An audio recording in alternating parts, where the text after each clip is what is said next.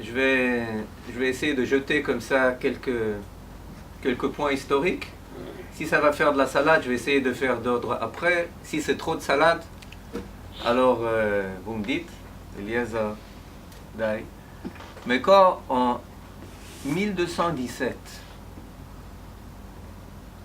après que les croisades ont pratiquement tout dévasté ici, après les croisés, les Mongols, etc., 1217 arrive à Jérusalem le Rav El-Kharizi. Il y a à Jérusalem, à Rechavia, la rue El-Kharizi, une toute petite rue. Il trouve à Jérusalem 3 communautés. C'est très intéressant. La communauté la plus large, c'est les Mugrabim. Ou les... Non, slicha, vous avez dit? Non, Mugrabim. Non. Moustarvim, les arabisants. Les arabisants, c'est-à-dire les juifs qui n'ont pas quitté, mais qui ont tellement pas quitté Eretz Israël qu'ils tendent déjà vers l'arabe, à tous les niveaux. Ils n'ont pas de Talmidei Chachamim. Ils sont à la tête de la communauté parce qu'ils sont le mieux intégrés dans le milieu arabe, mais on les laisse de côté parce qu'ils ne vont pas durer. La deuxième communauté, c'est les Tsarfatim. 1217, Jérusalem, les Tsarfatim, vous êtes fous? Mal les Tsarfatim. Quels Tsarfatim? Je veux vous, tranquilliser. C'est Tsarfat au XIIIe siècle, ça veut dire exactement la même chose, que ça veut dire que ça a la même signification que ça aujourd'hui. C'est-à-dire on parle de Tsarfatim. Mais quels Tsarfatim? C'est une des 3, c'est pas des individus. C'est une communauté. Une des 3 communautés, c'est les Tsarfatim, avec ces grands Talmidei Chachamim. À l'opposition des Mistarvim, des arabisants, celle-là, elle a ses Talmidei Chachamim. Misé. D'où ils sont venus? D'où ils sont venus? Ils sont venus de Tsarfat. Ils sont venus de Tsarfat, 13e siècle. Il y a avant le Rav Hillel de Paris, après le Rav Hillel de Paris, avant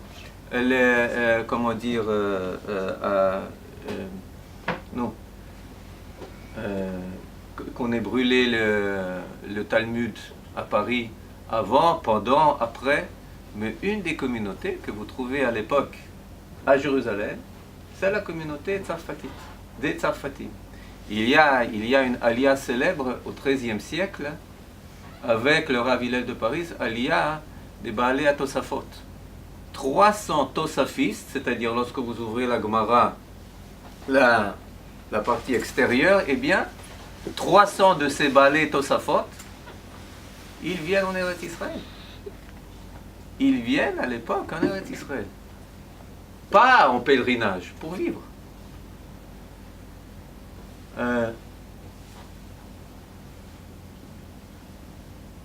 Après 2000 ans d'exil, on pourrait croire que Eretz Israël est une chose importante mais pas nécessaire dans notre identité et dans la nature de notre peuple. Parce que si on prend la mesure uniquement historique des événements, eh bien on voyait que plus ou moins 2/3 de notre vie, en tant que peuple, où est-ce qu'on l'a passé? Où on a vu, partout où vous voulez, sauf en Eretz Israël. Si on met de côté les familles Od et Tom et Zinati, toutes les autres familles juives, 2/3 de leur vie, c'était, je ne sais pas, où vous voulez. À Bavel, au Maghreb, en Angleterre, en Pologne, au Yémen, en Éthiopie, où vous voulez. Sauf en Eretz Israël. C'est très facile à compter. Pourquoi? Parce que dans Sefer Melachim, on nous dit 480 ans après la sortie d'Égypte, Shlomo Amelech construit le temple. Vous faites 480 Le premier temple 410, le second temple 420. Combien ça fait 400, enfin 400, 900, 900, enfin, vous arrivez, bon, 1000, je sais pas, 1200, quelque chose comme ça. Vous rajoutez de la chute du premier temple, du second temple, jusqu'à la révolte de Bar Kokhba, qui efface complètement notre présence à Jérusalem. On va tout d'abord en exil intérieur en Galilée, et ensuite on se disperse. Et là, entre parenthèses, il faut dire que la galoute, quand on dit galoute, elle a deux niveaux. Il y a l'exil et il y a la dispersion. Il y a la dispersion, c'est-à-dire on peut être en exil sans être dispersé, comme quand c'était en Babel, et on peut être en exil de Jérusalem, mais encore subsister avec les Sanhedrin à Usha, à Shfaram, à Tveria, à Tzipori, en Galilée. Mais là, je referme la parenthèse, et pour dire qu'on a encore tenu, après la chute du second temple, et jusqu'à la révolte de Bar Kokhba, c'est-à-dire 132-135, c'est-à-dire on peut rajouter encore 60 ans. Combien ça fait? Je ne sais pas, 1200, 1200, et plus, je sais pas, Israël, quel âge est là? 67. On prend, disons, de la première Aliyah, 1881, on ajoute, on est large, encore 150 ans, ça fait combien? 1400, 1500, plus ou moins. On est sorti d'Égypte quand? Il y a 3328 ans, plus ou moins, plus minus. En Égypte, on peut rajouter encore quand même. On est 210 ans en Égypte, c'est-à-dire sur 3600 ans d'existence juive en tant que peuple. Je parle de l'époque où on est après les patriarches, c'est-à-dire à l'époque de Yaakov et la suite, c'est-à-dire, vous faites le compte, c'est-à-dire sur 3500 ans, seulement 1400 ans, on a passé en terre d'Israël. Et on s'est assez bien conservé. On pourrait dire.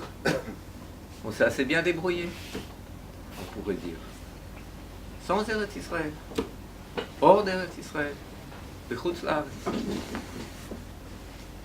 Alors pourquoi, lorsque vous ouvrez nos sources,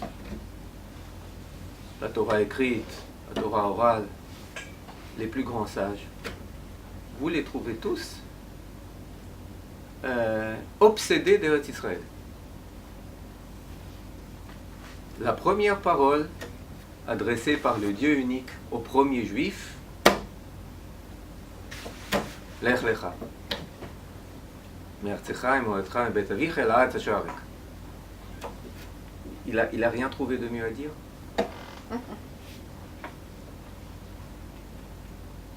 Tov, je comprends que ça a une certaine importance. Ensuite, il commence à nouer des alliances avec Abraham, avec Yitzhak, avec Yaakov, sur deux sujets uniquement. Deux sujets. La terre, la semence, la terre, la semence, la terre, la semence. T'as rien d'autre à me dire, mais c'est redondant. C'est répétitif. J'ai compris. Papa me l'a dit. Abraham me l'a dit. Non, tu le répètes avec Yitzhak. Non, tu le répètes avec Yaakov. Il n'a pas été à l'université. Vous êtes ici près de Bar-Ilan. Attention. Il y a une blague universitaire qui dit que pourquoi est-ce que Akadosh Baruch Hu n'aurait jamais obtenu de titre universitaire ou académique? Vous savez pourquoi? Parce qu'il n'a écrit qu'un seul livre, et en plus en hébreu.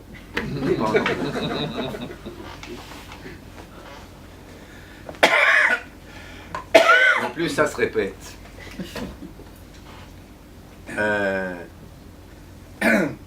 Vous pouvez m'interrompre, je préfère.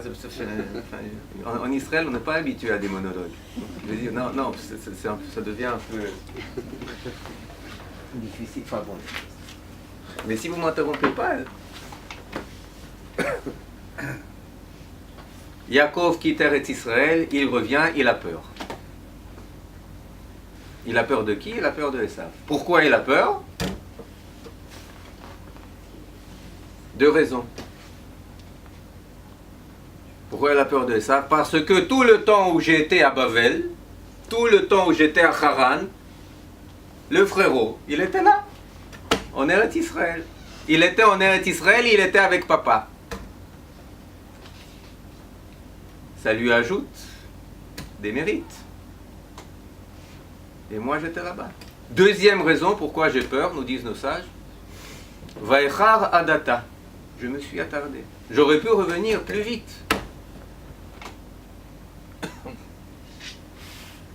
J'aurais pu ne pas attendre de voir que le visage de ma famille de Haran, de Lavan, est Loketmol Shilshom, se soit un peu modifié. J'aurais pu venir par ma propre initiative.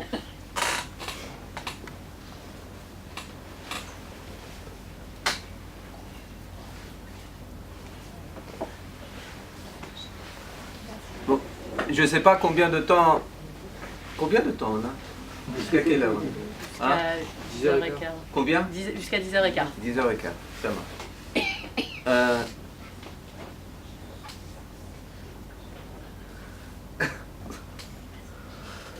Je ne sais pas dans quelle mesure toucher à Purim, etc.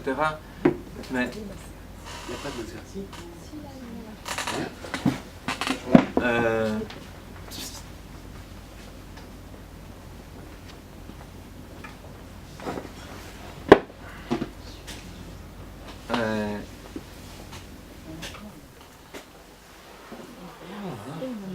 Lorsqu'on regarde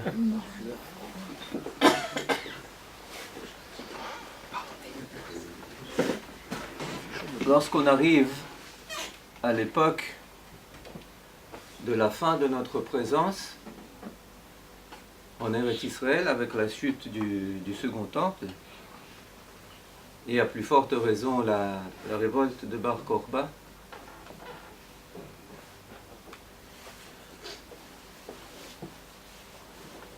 eh bien, on a peine à comprendre pourquoi le peuple a pratiquement 2 fois de suite, 3 fois de suite si on ajoute la révolte, ce qu'on appelle des diasporas, a commis pratiquement un suicide national.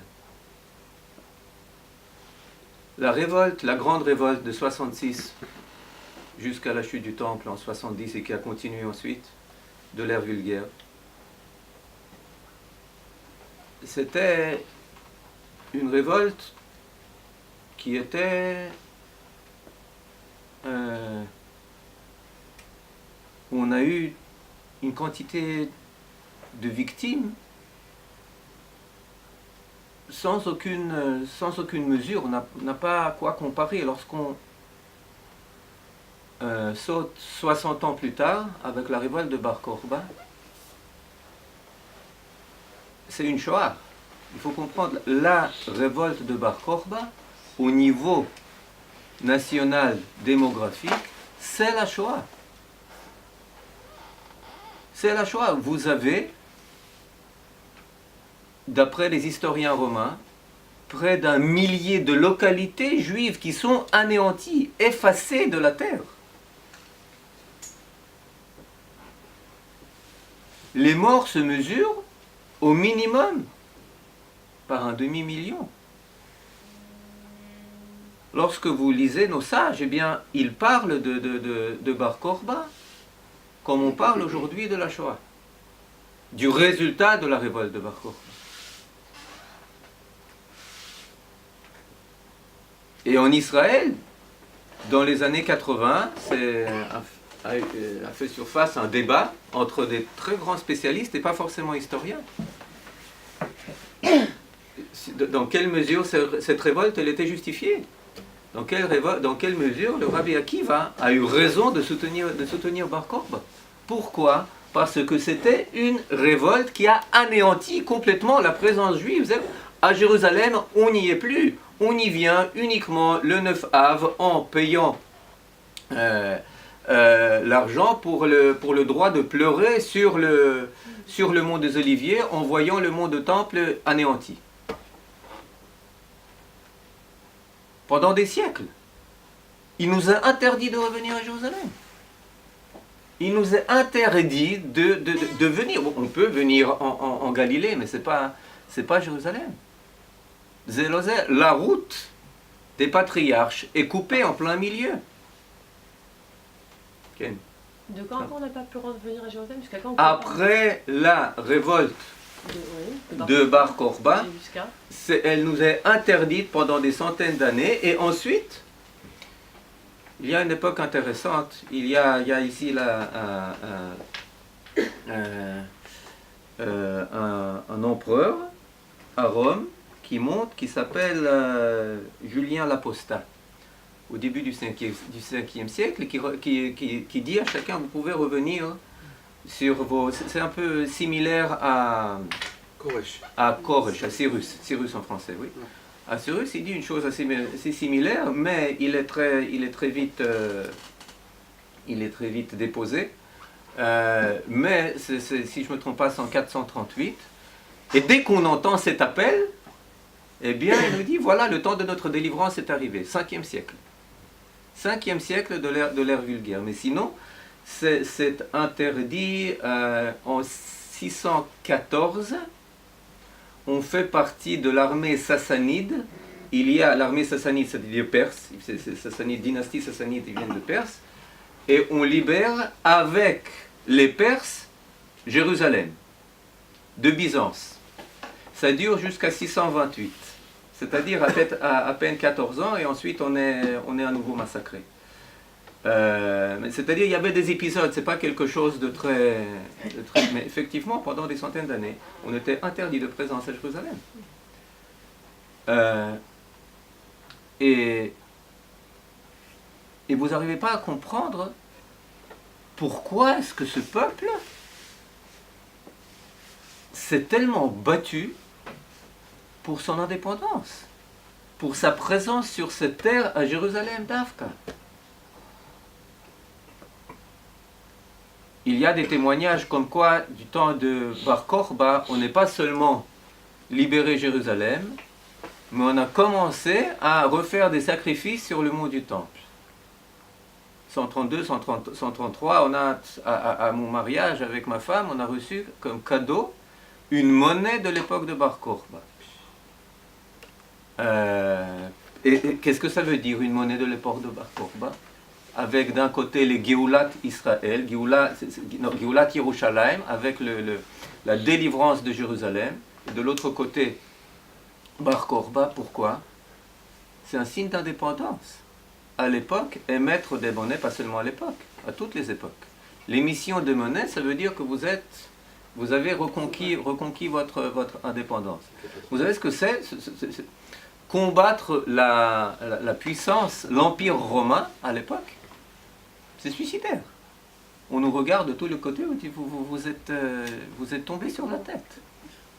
Alors Bécèdre, aux Romains, ça va prendre un certain temps, mais ils vont vous reconquérir. Pourquoi est-ce qu'on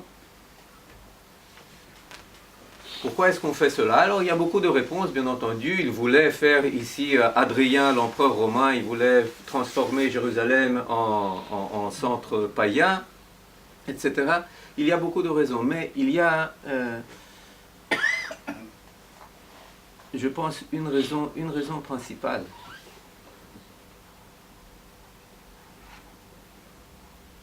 Et le Rav Kook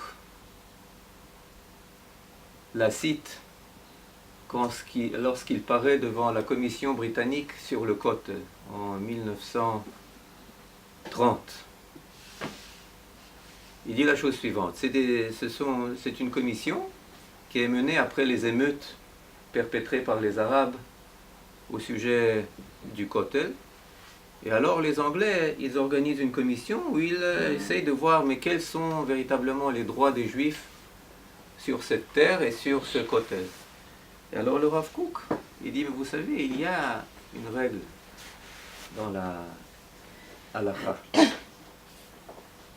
Si vous perdez quelque chose et qui vous appartient, mais vous l'oubliez, ou vous en désespérez, vous désespérez de le retrouver un jour, alors ça appartient à la personne qui la tient en main. Vous avez perdu votre titre de propriétaire.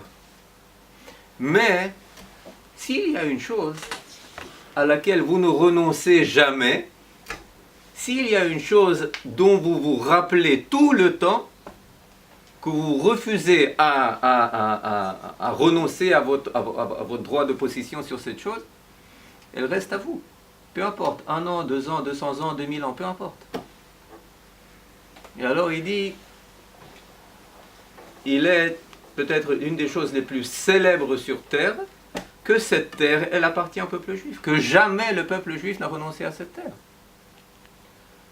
Peut-être la chose la plus... le signe, le slogan, le mot le plus fort qui nous a tenus pendant tous les 2000 ans d'exil, c'est « Si je t'oublie, Jérusalem ».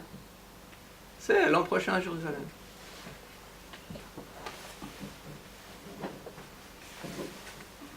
Et pour revenir à la révolte de Bar Kokhba, je pense que Bar Kokhba et Rabbi Akiva et tous les sages qui l'ont soutenu, ils ont très bien compris cela.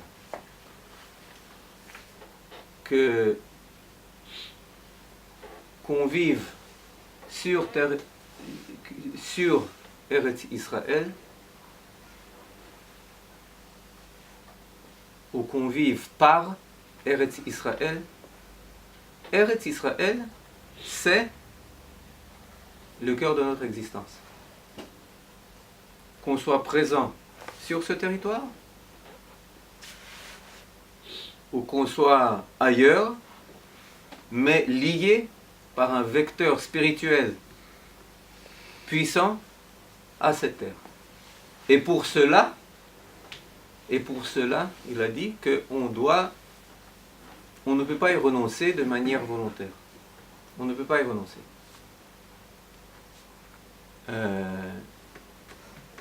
Et si on la quitte, c'est de manière forcée. C'est expulsé par les Romains. Jamais avec notre acquiescement. Ken. Mais quelle aurait été leur alternative s'ils n'avaient pas fait la révolte? Ils auraient pu faire un pacte, par exemple, où ils peuvent rester sur terre, ou qu'est-ce qu'ils auraient pu faire d'autre? On va, de notre gré, aller en Galilée. Aller en Galilée. Aller ailleurs. Arrête, 60 ans avant cela, Rabbi Yochanan ben Zakkai ne demande pas Jérusalem à Titus. Quand Titus lui dit, écoute, tu peux me demander Vespasien, à Vespasien, il ne demande pas Jérusalem. En lui annonçant que tu vas devenir empereur. Vespasien, le père de Titus. L'autre lui dit, tu m'as annoncé une telle chose, mais qu'est-ce que tu veux? Alors il ne demande pas Jérusalem, il demande Yavne, il demande que soit sauvé un autre rabbin. Pourquoi il ne demande pas Jérusalem? Parce qu'il a compris que maintenant le salut du peuple juif, il va être assuré pas par les corbanotes, pas par les corbanotes véritables qu'on va amener qu'on va sacrifier sur le mont du temple, mais il va être garanti par la Torah orale, ça doit être soutenu ailleurs. On aurait pu dire, écoutez, effectivement, Jérusalem, on doit y renoncer. Adrien veut la transformer en capitale païenne. Top. On va à Galilée. On va à Bavel. On va ailleurs. On va dans d'autres centres. Il y a beaucoup d'autres centres. On préfèrent la spiritualité. Mais le Rabbi Akiva, et en cela, il n'a pratiquement eu aucune opposition parmi les sages. Le seul sage qui est cité comme opposant, c'est pas un des très grands sages, Yochanan ben Torta. Une des raisons qui est mentionnée par le sage, pourquoi est-ce qu'il le fait? Pour que Eretz Israël ne soit pas quitté avec notre accord, mais nous soit arraché, ou qu'on soit arraché d'Eretz Israël. Okay. Vous voulez dire alors que l'exil, c'est pas être arraché? C'est-à-dire ils avaient besoin de L'exil, combattre c'est être arraché. C'est exactement cela. C'est être arraché. Il n'y a pas eu un exil où on est parti d'Eretz Israël sans combattre? Le premier. Alors s'il y a eu le premier, non. Le premier, les prophètes nous ont, Yirmiyahu et Yecheskel, les grands prophètes de cette époque, ils nous disent, écoutez, allez à Babylone, allez à Babel. On ne les a pas écoutés, on s'est révolté, bon, on est quand même allé à Babel, on est quand même allé en Égypte, peu importe. Mais pourquoi? Parce que c'était un exil de 70 ans. C'était un exil de 2 générations. De deux, trois générations, c'est-à-dire, bon, la question, je pense, que vous posez, elle est très importante. Ce que vous dites, Eliezer, d'où tu sors ce que tu as dit? Non, c'est juste. On a un cas, effectivement, où on nous a dit de partir en exil, sans prendre les armes. Le cas du premier temps. Et qui est-ce que nous l'a dit? Jérémie. Yecheskel, qui était déjà à Tel Aviv. Mais Tel Aviv, pas à Bavel. Effectivement, à l'époque, l'exil devait se faire de manière presque volontaire. Et c'était aussi une chose plus facile à accepter, parce que le même Jérémie nous a dit, vous savez, vous allez partir, vous allez aussi revenir, après 70 ans. À partir de quand compter ces 70 ans, c'est une autre chose aussi. Peut-être qu'on peut compter les 70 ans bien avant la destruction du premier temple. Et quand on commence à reconstruire le second temple, eh bien dans le livre de Ezra et Néhémia, qu'est-ce que vous trouvez? Vous trouvez des personnes qui se réjouissent et des personnes qui pleurent. Pourquoi est-ce qu'il y a des personnes qui pleurent? Parce qu'elles se rappellent du premier temple où elles étaient encore présentes. C'est-à-dire que entre le premier et le second temple, vous avez l'espace de moins qu'une vie humaine. Vous comprenez? C'est-à-dire que ce même Jérémie, il nous dit, écoutez, vous devez prendre un médicament, mais lorsqu'on parle en nos termes, après 2000 ans d'exil, ça peut être comparé à de l'aspirine. Vous allez sortir et vous allez revenir. Entre-temps, vous avez là-bas, vous allez planter un avim, vous allez faire des plantations, des raisins, vous allez planter des raisins, vous allez fonder des familles, etc. Mais après 70 ans, vous allez revenir. C'est-à-dire que là, effectivement, vous avez raison. Alors pourquoi Rabbi Akiva, il a fait ce qu'il a fait? Première chose, c'est qu'il y avait effectivement grand espoir de remporter une victoire. Deuxième chose, parce qu'il a remporté la victoire, mais avec 2000 ans de retard. Il savait que ce qu'il allait faire, ça allait porter ses fruits. Quand est-ce que ça allait porter ses fruits? Immédiatement. Ou dans 2000 ans, comme on dit en arabe, ich weiß nicht.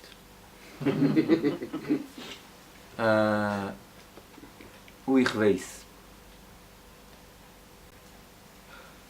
Ils vont appeler leur mouvement Bar Korba. Ils vont s'inspirer avant tout de notre révolte pour revenir. La principale source d'inspiration, la principale source qui va inciter au retour, ça va être cette révolte.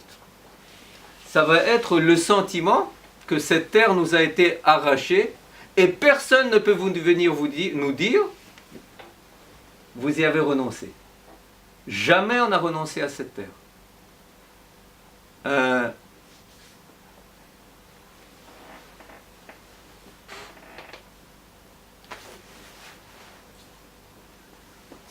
Lorsqu'on regarde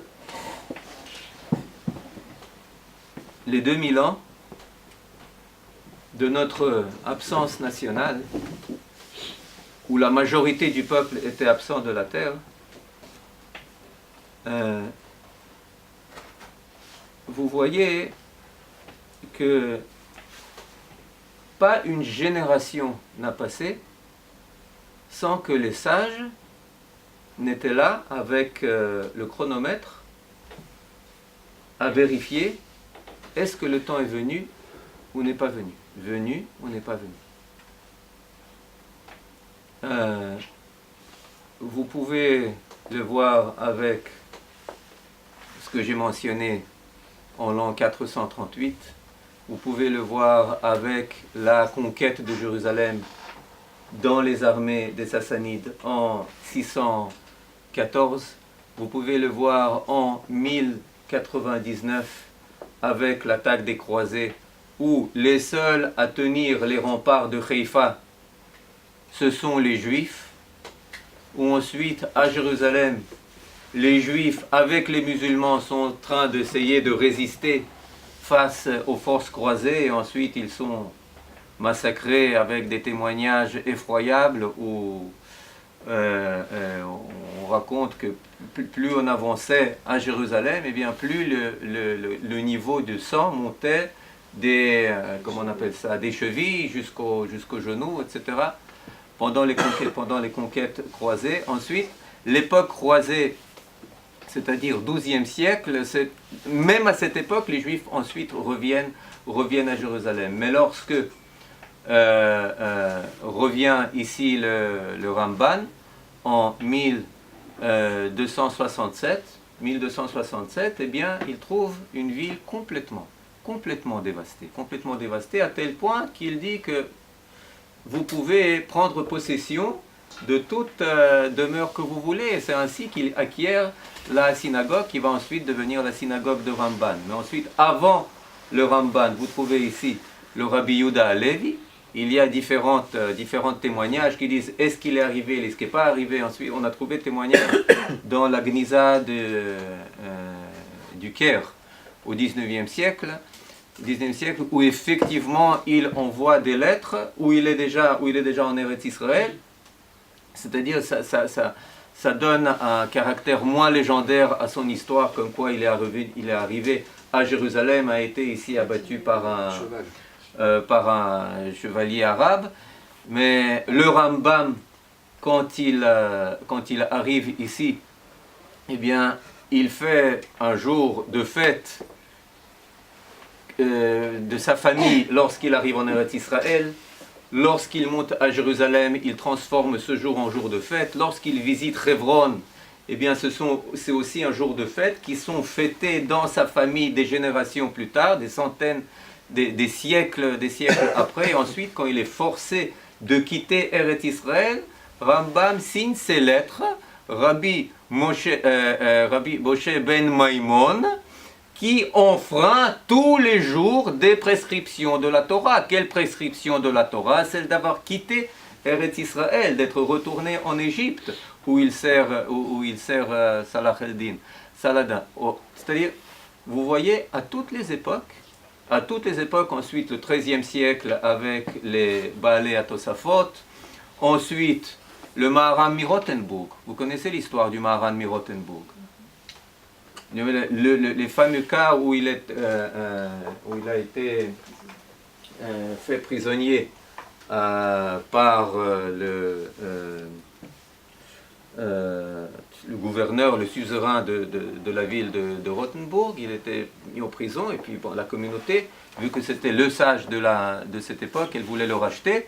Et il a dit non, non, vous ne me rachetez pas. Ils ont assemblé des sommes formidables. Il dit non, vous ne me rachetez pas, vous me rachetez pas. Pourquoi? Parce que ça va servir ensuite de précédent que dans toutes les communautés, il va comprendre si celui qui veut s'enrichir, eh bien, il suffit de prendre le sage de la localité et de demander comment dire une rançon. Toda Rabba.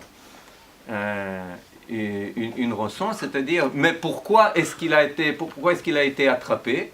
Où est-ce qu'il a été pris? Il a été pris sur la route de Eretz Israël. Il a été attrapé à la frontière plus ou moins de l'Italie du Nord. Enfin bon, il n'y avait pas d'Italie à l'époque, mais il a été pris là-bas, ramené à Rothenburg. Mais on voit que tous les grands sages,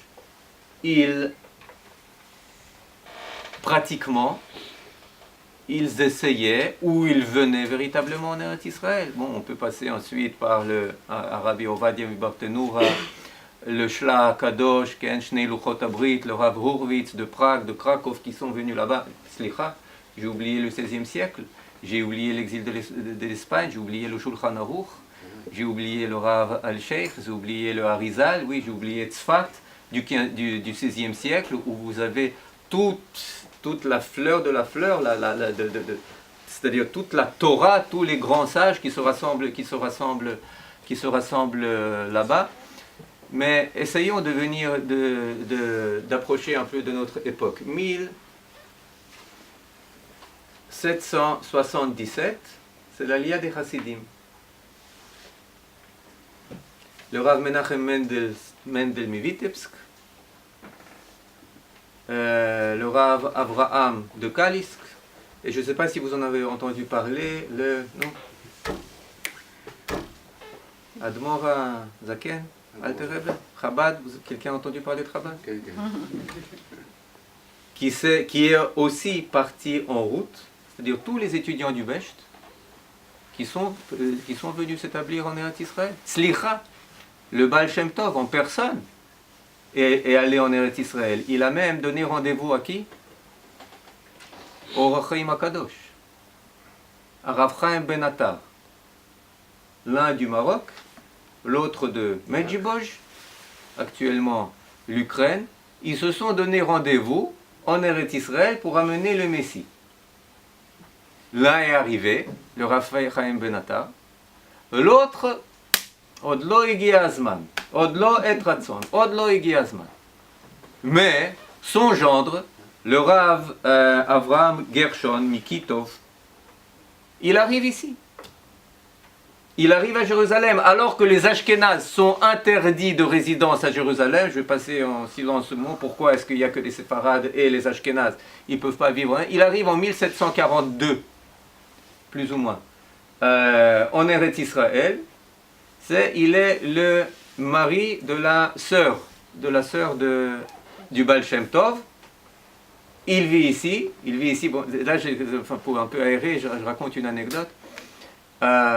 Il vit ici, c'est-à-dire à Jérusalem. Sa femme meurt. Alors, c'est un très très grand sage. Alors, les gens de la communauté de Jérusalem lui disent, mais écoute, tu dois soit quitter la ville, soit prendre une épouse. Quand? Maintenant. Parce qu'à Jérusalem, il y avait une takana, jusqu'à ce que le Rav Ovadia Yosef les annulé. Une takana. Vous ne pouvez pas être célibataire à Jérusalem. À Jérusalem, c'est que pour les juifs mariés. Vous comprenez? Alors, tu choisis? Alors le Rav Gershon, il écrit au Baal Shem Tov. Il dit, catastrophe, ils veulent me donner une séfarade. Déjà? Ils veulent me donner une séfarade. Mais qu'est-ce qu'elle va me faire à manger? Quand je vois comment... Je plaque pas. Enfin bon, il l'a... Là-dessus, Il dit, alors il dit, vite, une femme, je veux rester à Jérusalem. Alors bon, tout s'est bien passé, mais les mariages mixtes, ça a commencé déjà à l'époque. Parce que une trentaine d'années après, je reviens maintenant à l'Aliyah des Chassidim de 1777, quand vient ici le Rav Menachem Mendel de Vitebsk, il s'installe à Tibériade, et là-bas, son fils, du Rav Menachem Mendel, qui est l'un des très grands leaders du monde chassidique à l'époque, eh bien, il épouse déjà une séfarade. Et le Rav Menachem Mendel décrit fantastique. Tout va bien, fantastique. Il y a une chose qui manque, elles ne savent pas faire le borsch. Vous savez ce que c'est le borsch? Oui, c'est du riz, là. Hein? Betterave. Venez chez nous, ma femme va vous faire.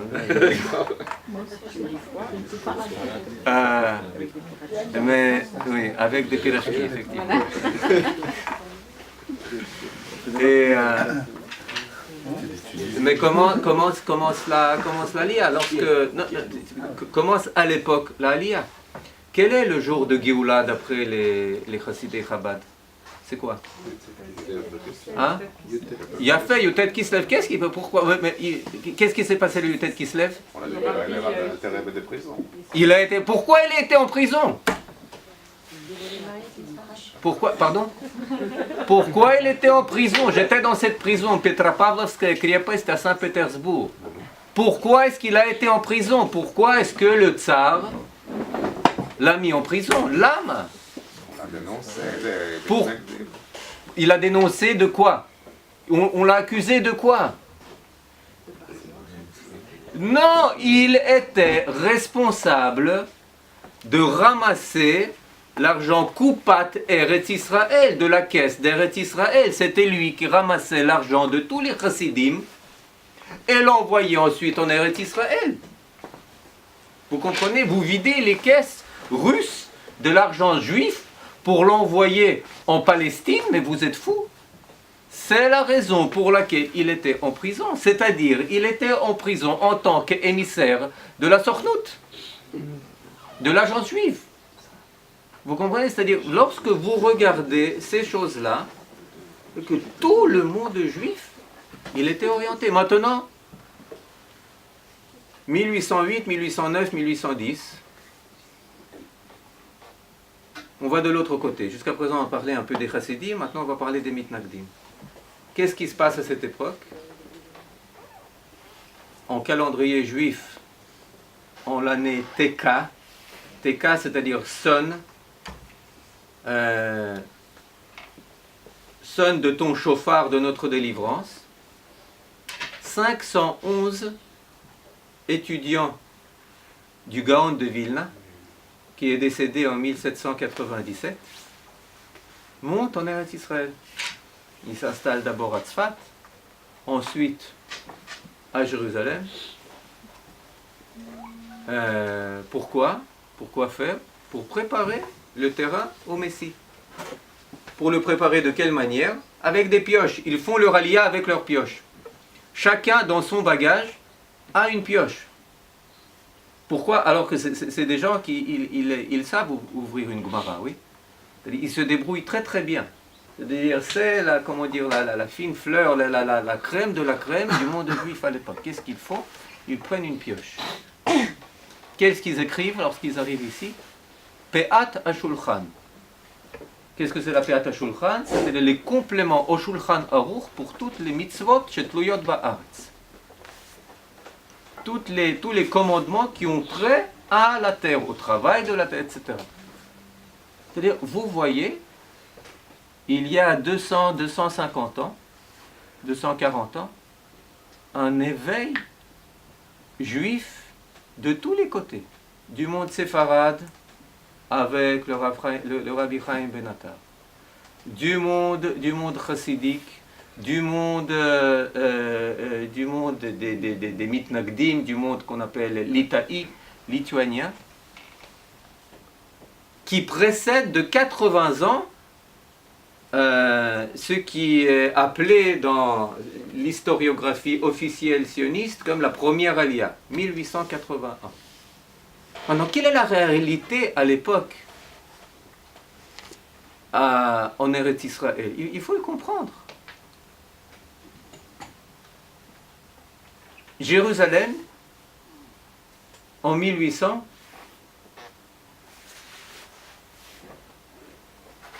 la mortalité, c'est-à-dire chaque 5e juif arrive à l'âge de 5 ans. Ça, c'est la réalité à Jérusalem au début du 19e siècle.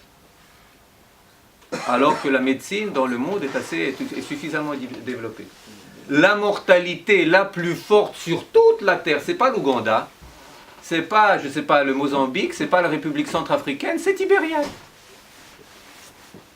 Vous lisez Mark Twain, vous lisez d'autres explorateurs qui viennent ici, ils vous racontent les gens qu'ils rencontrent dans Migdal, dans la Moshava Migdal. On est passé à Migdal. Il y a là-bas des huttes en terre. Pas une personne, et des personnes qui sortent pour nous rencontrer, il n'y a pas une seule personne qui soit normale. Pas une. Il parle des Arabes, des Bédouins qui habitent là-bas. Ils sont tous déformés. Tous déformés, tous des maladies d'yeux, de membres, de tout ce que vous voulez. Ils sont tous déformés. Pourquoi? Parce qu'il y a des maladies. Parce que c'est la réalité d'Eretz Israël à cette époque. Près de Tibériade, où s'installent les Chassidim. À Tzfat, où vous avez, Chaverim, 511 personnes qui montent, des étudiants du Gaon de Vilna. Après le tremblement de terre de 1813, il y en a 70 qui restent en vie. Chaverim, il faut le comprendre, c'est-à-dire les gens viennent ici pour enterrer leurs femmes, leurs enfants, leur famille, et ils savent ce qu'ils font. Ils savent quel sera le prix. Le Gaon de Vilna, le Baal Shem Tov leur a dit. Ils n'ont rien caché, vous comprenez? C'est la réalité de cette époque. Vous allez vous promener, je ne sais pas, Yesuda Ma'ala, près du lac du Tibériade. Il y a là-bas Rechov HaMeyazdim, la rue des fondateurs. Et c'est une rue musée où vous pouvez voir l'histoire de chacune des familles qui est venue. Il y a là-bas des familles du monde entier. Des Kurdes, des Irakiens, des Polonais, tout ce que vous voulez. Et vous voyez le nombre de personnes qui ont été sacrifiées pour cela. Et c'est déjà la fin du 19e siècle, ce n'est pas le début du 19e siècle.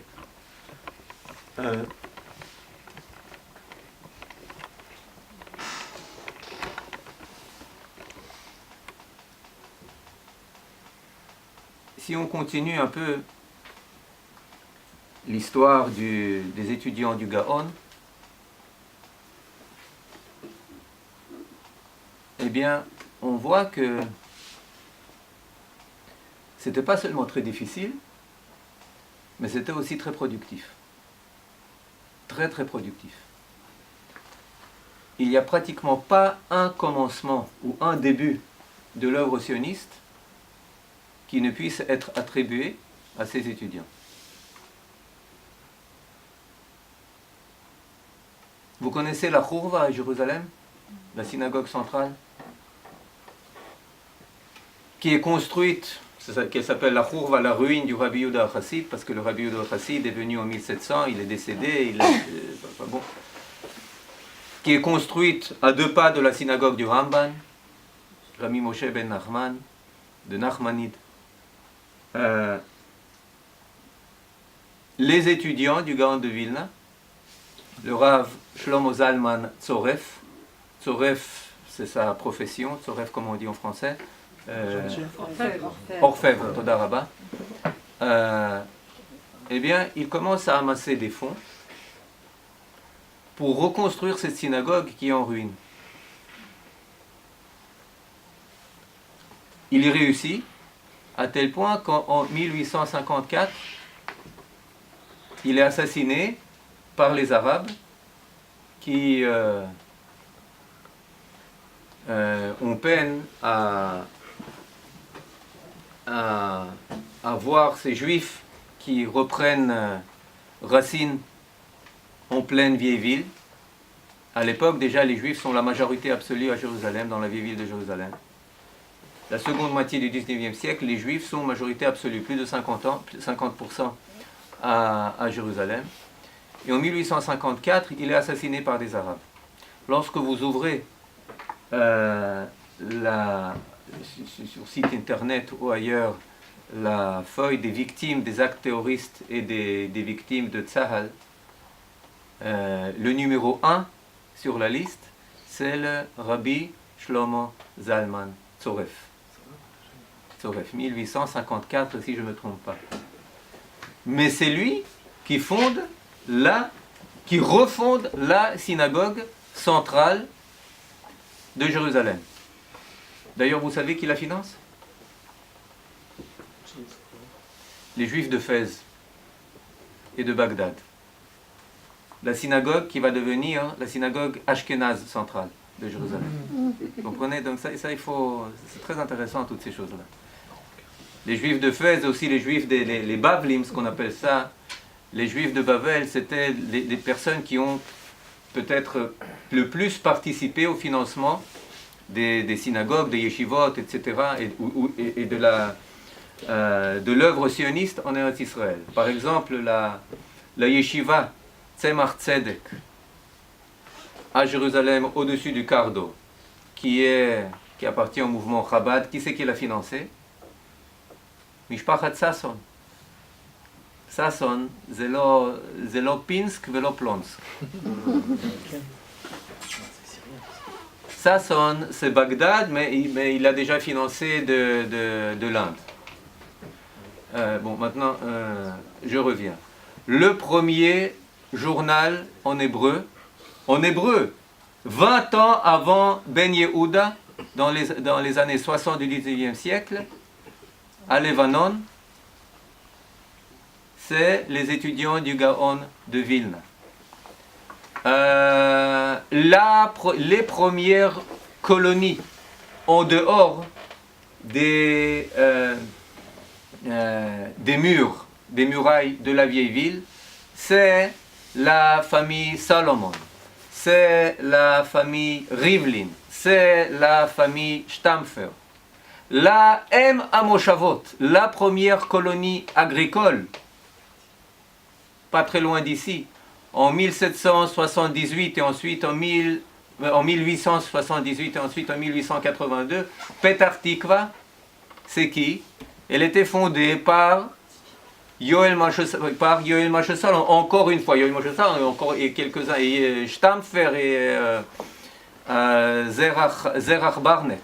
Les élèves du Gaon de Vilna, C'est les troisième génération des élèves du Gaon de Vilna. Maintenant, l'histoire avec Zerach Barnett, un homme d'affaires juif d'Angleterre, marié, eh bien, il est venu en Israël une fois, en Eretz Israël une fois, avec l'argent qu'il a gagné en Angleterre. Il s'est ruiné. Alors il est reparti pour refaire des affaires. Et il s'est ruiné. Et vous savez combien de fois il a fait ces allers-retours? Vous savez combien de fois il a fait ces allers-retours? Non, il faut savoir, c'est pas une histoire, c'est pas une anecdote. C'est pas une bonne histoire pour l'agent juif, ça. Hein? Le problème de l'agent juive, c'est qu'elle n'avertit jamais des difficultés qu'attendent des personnes quand ils arrivent ici. Parce que si elle avertissait de cela, les gens ils seraient revenus plus près. Et lui, il était prêt. Sa femme, vous savez quand elle a cédé? Chaverim, elle a cédé après la 15e tentative. Alors ils sont allés voir le grand rabbin de Jérusalem, le Rav Salant. Et la femme lui dit, écoutez, je veux divorcer, je ne peux plus. C'est fou, des allers-retours. Ruine, richesse, ruine, richesse, ruine, richesse. 15 fois, Ishtaga, Ben Adam. Et il veut le refaire maintenant. Il veut repartir pour revenir. C'est pas une blague. C'est pas une blague. Il est fou. Alors le Rav Sal dit, mais qu'est-ce que vous répondez, monsieur Barnett? Il dit, ma femme a raison, je suis fou. Un fou ne peut pas donner de guette.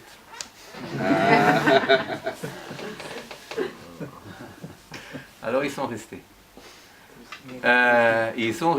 Il nous a, comment dire, il nous a laissé les maisons. Vous savez, lorsque vous sortez de Yafo, vous entrez en Tel Aviv, il y a là-bas la Tachana, il y a toute une rangée de maisons d'un étage. C'est une des choses qu'il a bâties. Ce sont les maisons de Barnett. Mais tout ça pour dire que tous les commencements du sionisme, que ce soit la langue, que ce soit les premiers quartiers hors de la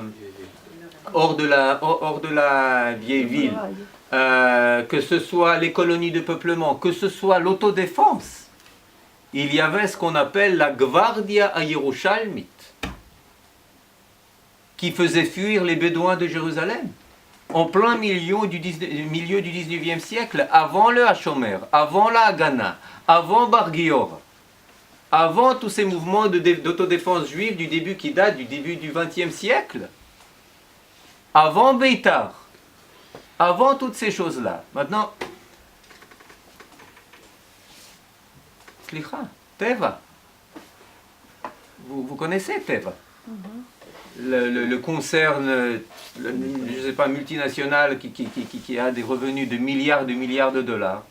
C'était tenu par c'était une pharmacie tenue par les étudiants, enfin, les petits-fils des étudiants du Gaon de Vilna.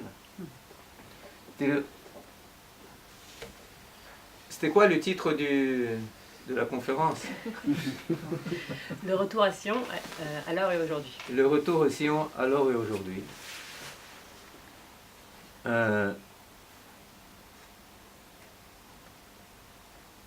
Je voudrais essayer d'un peu de résumer et venir à nos temps, c'est-à-dire, vous voyez que le peuple juif a toujours vécu soit en Eretz Israël, soit véritablement par Eretz Israël, par sa soif d'y revenir. Et ces sages étaient là à mesurer chaque fois les conditions du retour. Est-ce qu'il est temps? Et même si les conditions étaient parfois défavorables, et très souvent elles étaient défavorables, la plupart du temps elles étaient défavorables, eux-mêmes, ils montaient. Eux-mêmes, ils venaient. Très souvent même, on a des témoignages où vous avez des morts avant la mort. Des gens qui viennent, qui sont en bonne santé, mais qui ont atteint un certain âge et qui rassemblent leur famille et qui disent « Je vais à Jérusalem ». Je sais qu'à Jérusalem, ce n'est pas des conditions de vie. J'y vais pas pour vivre. Mais je veux accomplir cette mitzvah. Je veux accomplir cette mitzvah. Et vous avez le témoignage d'une femme qui rassemble au lit et tout le monde ne sait pas, tout le monde lui dit adieu. Peut-être qu'elle va vivre encore 10 ans. Admet Abesrin. Mais on dit pourquoi? Parce que les conditions en Eretz Israël, elles sont telles. Jusqu'à ce que, au 19e siècle, ça commence à marcher. Ça commence à marcher très difficilement. Lorsque le Rav Kook arrive ici, en 1904, le 28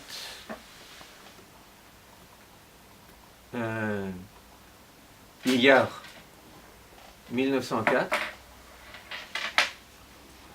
il écrit immédiatement des appels à pratiquement toutes les communautés juives. Akriya Gdola la Eretz Israël, ça s'appelle. Le grand appel à venir en Eretz Israël. Ils quittent par millions. Vous voyez ces chiffres, il y a près de 2,5 millions de juifs qui quittent la Russie jusqu'en 1924. Date de la Legal Immigration Act, c'est-à-dire où aux États-Unis on commence à limiter l'immigration. Les Juifs, vous lisez tous les romans de Bashevis Singer, de Sholom Aleichem, où ils vont tous là-bas. Combien viennent en Eretz Israël? Kloum. Première, seconde Aliyah, peut-être 70 000 Juifs. De 1881 jusqu'à 1914. Dans les années 20, David Ben Gurion et Yitzhak Ben Tzvi, le second président d'Israël, écrivent un livre d'histoire sur cette époque. Ils disent que sur ces 65-70 000, combien sont repartis? Combien ont quitté Eretz Israël? Quel pourcentage? Je vais poser la question autrement. Combien sont restés? Un quart. Tama? Un quart. Vous êtes optimiste. 10%. 10% de ces juifs qui sont venus pendant la première et la seconde Aliyah ont dû repartir pendant la première guerre mondiale. Il y a la famine ici. Il y a 8000 juifs qui meurent de famine. Vous allez au cimetière de Tibériade, pas de Tibériade, Kvoutsat Kinneret. Vous voyez là-bas des tombes toutes petites, sans nom. Des gens qui sont morts de famine. En 1918, vous avez ici 57 000 juifs. Kloum. Et le Rav Kook, dans sa Kriya Gdola, qu'est-ce qu'il écrit? Vous voyez pas, le peuple juif, il est en train de revivre en Eretz Israël.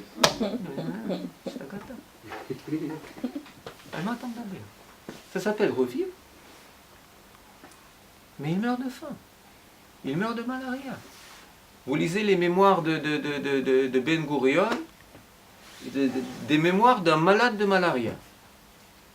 Et il dit, là je suis couché avec 42 fièvres. J'ai une pita pour une journée. Ezekef. J'ai rêvé de cela. En 1911, Berl Katzenelson, l'idéologue du mouvement travailliste, l'ami, le seul peut-être ami véritable de David Ben Gurion, il est là, dans Kvoutsat Kinneret, avec Rachel, la poétesse, Ameshoreret, etc., à rencontrer ses amis. Shai Agnon, Zalman Shazar, le futur président d'État d'Israël, il est fasciné, il dit, mais vous ne comprenez pas, ce qui se passe ici, c'est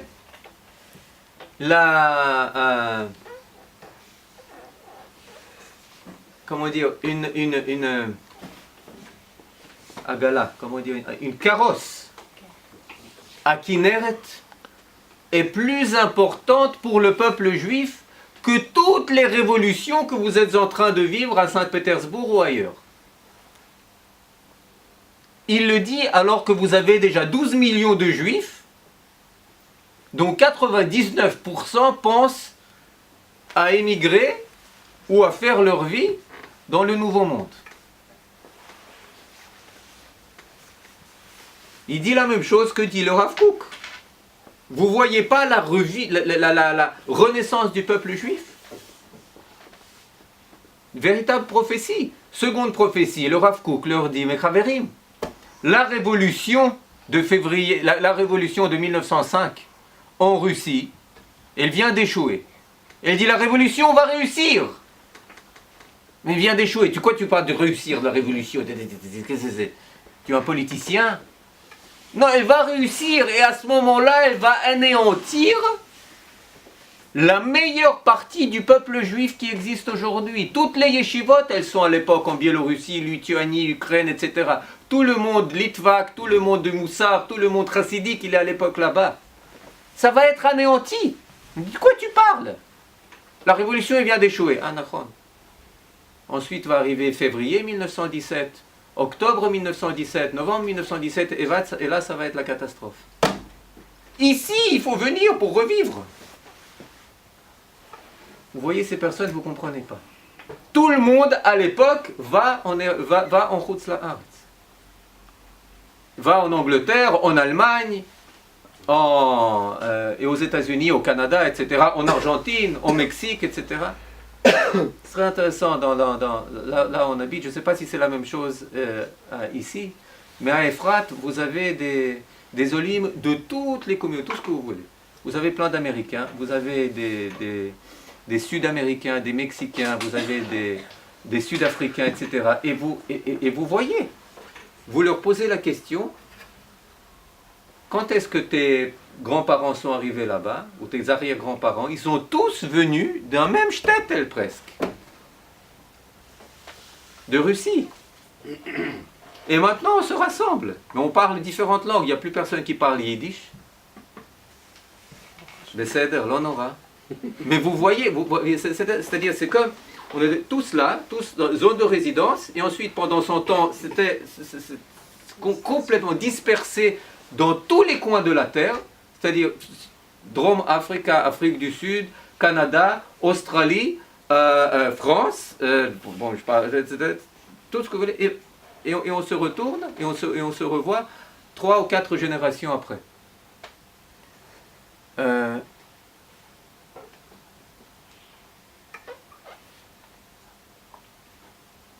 Si vous jugez du retour en termes sociologiques et démographiques, il faut attendre la fin du XXe siècle pour devenir optimiste. Si vous jugez du retour d'un point de vue prophétique, vous pouvez être optimiste soit à l'époque de Rabbi Akiva, si vous êtes Rabbi Akiva. Je rappelle le fameux Midrash où il voit les renards sur le mont du Temple, où le Rabbi Akiva arrive, ou du temps du Baal Shem Tov, ou du Gaon de Vilna, ou du Or HaChaim HaKadosh. Le temps est arrivé. Le temps est arrivé. Vous allez le voir. Quand ça dépend du degré prophétique de votre vision. Au début du XXe siècle, le Rav Kook essaye d'en convaincre le reste du monde juif avec ses appels incessants à Kriyot, Agdolot, le Eretz Israël. La terre refleurit, la terre redonne ses fleurs, c'est un signe univoque, incontestable de la Géoula, de la délivrance. Mais les Juifs vont ailleurs. Tov, on attend 1939, on est ici presque 500 000 Juifs. Sur 16 millions de Juifs, c'est combien? Je ne sais pas, un 32e. Plus ou moins. Je dois terminer? Je termine. Un 32e. Bon, c'est pas encore univoque. 1950, on a survécu. On est pratiquement le seul endroit à côté de l'Europe où les nazis ne sont pas arrivés. Ça, c'est aussi une chose peut-être qui mérite une autre conférence. Ils sont arrivés à quelques centaines de kilomètres. Ils voulaient percer par le Caucase, ça n'a pas marché.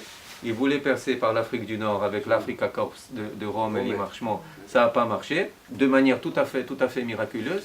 Mais on voit que, voilà, ici, c'est un lieu qui est gardé, qui est sauvegardé. 1951, on est encore perçu, bien que la majorité des Juifs sont déjà aux États-Unis, 6 millions de Juifs, un peu moins, peut-être 6 millions de Juifs. Ici, on est à peine 1,5 million, 2 millions, on est perçu comme une affaire de sauvetage humanitaire, comme un refuge. Eretz Israël, c'est encore un refuge. Après la guerre des 6 jours, ça commence un peu à changer. Voilà. C'est un refuge qui a du courage. C'est un refuge qui sait se battre. Qui sait se battre, même sans armes, sans aide américaine, etc., qui sait survivre. Alors que la CIA lui a promis un avenir assez peu enviable, mais il se débrouille. Et ensuite commence l'Aliyah des États-Unis, de France, et ensuite de Russie. Et alors là, on devient 2 millions, 3 millions, 5 millions. Aujourd'hui, on est 6 350 000. Au niveau démographique, on est plus de 45% du peuple juif. La majorité. Pratiquement, je pense que Pas majorité si je absolue, suis, c'est la je veux, majorité. si je suis pessimiste, si je suis très pessimiste, j'espère qu'on n'est pas la majorité, mais je crains qu'on est la majorité. Non, la majorité pas absolue, mais c'est Ouais. l'endroit au monde. c'est le Ah pays au oui, monde ça où il y a c'est le plus oui, de ça juifs. c'est sûr. Voilà. Mais j'espère qu'on n'est pas la majorité absolue. J'espère. Pourquoi? J'espère qu'il y a encore quelques juifs ailleurs.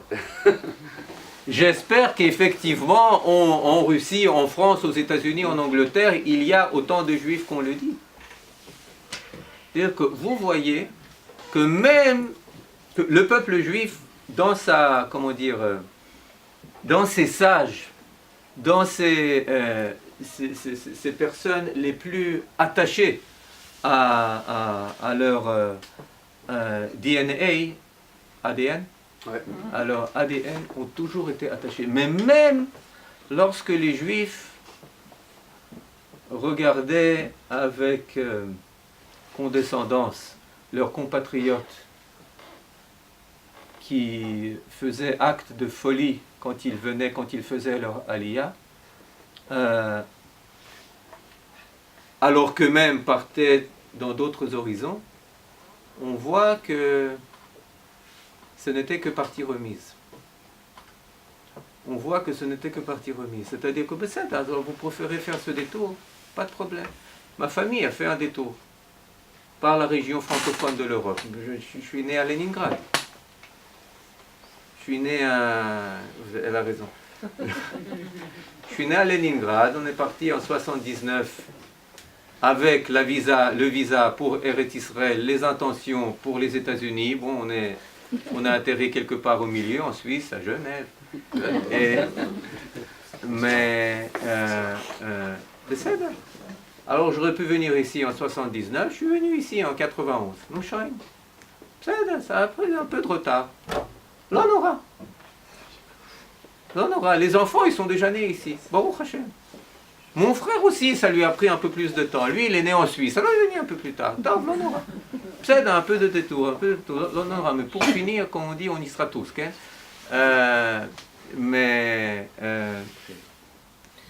C'est-à-dire qu'aujourd'hui, je pense que c'est la première fois depuis 2000 ans où même des universitaires objectifs, empiriques, des sociologues pourraient dire que voilà, même la réalité prouve que pas seulement le passé mais l'avenir du peuple juif est en Eretz Israël. Que le retour est devenu pas seulement chose prophétique, mais chose empirique, chose pratique, véritable. Véritable. Bon, question, etc. Parce que sinon je peux m'emporter. Zéro? Tiens, top. תודה רבה. Bravo.